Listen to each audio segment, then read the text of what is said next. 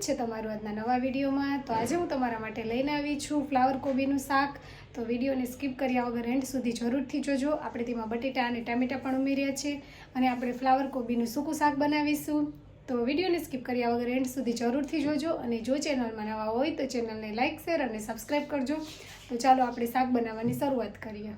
આપણે ફ્લાવરને નાની સાઈઝમાં કટ કરી અને ગરમ પાણીમાં ધોઈ લીધું છે।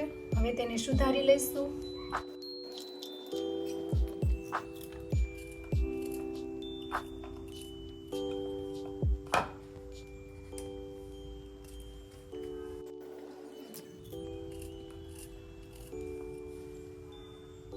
એક નંગ બટાકું લીધું છે, તેને પણ સુધારી લઈશું।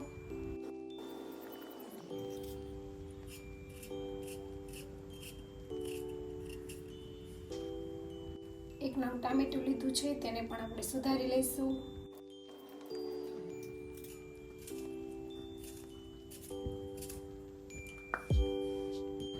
લસણ લેશું,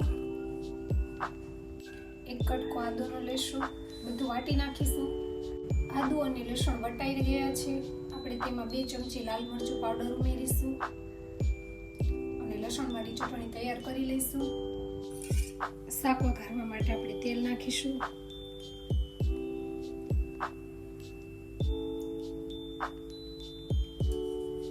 આપણે જાડા તળિયાવાળું વાસણ લેવાનું છે, કારણ કે આપણે ભુજમાં ચડાવવાનું છે, એટલે ફૂલકોબી દાજી ન જાય શાક તે માટે।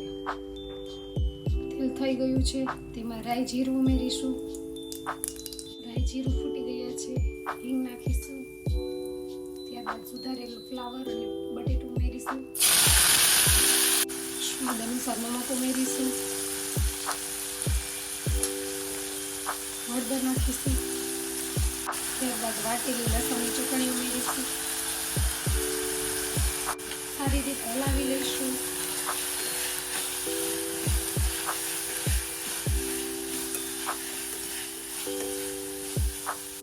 સુધારેલું ટામેટું ઉમેરીશું। ટામેટાને સારી રીતે મિક્સ કરી લઈશું।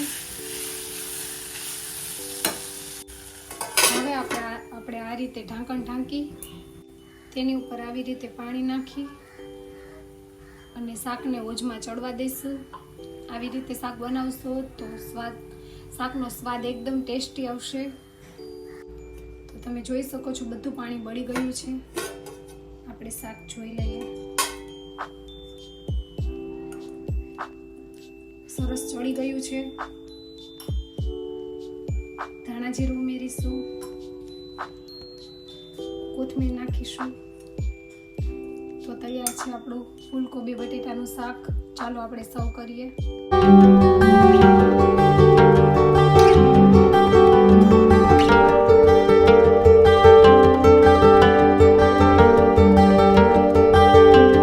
તો આજનું ફ્લાવર કોબીનું શાક તમને કેવું લાગ્યું તે કોમેન્ટ કરીને જણાવજો અને જો મારી ચેનલમાં નવા હોય તો ચેનલને લાઇક શેર અને સબસ્ક્રાઈબ કરજો। મળશું આવી નવી રેસીપી સાથે। આવજો। જય સોમનાથ। Bye bye.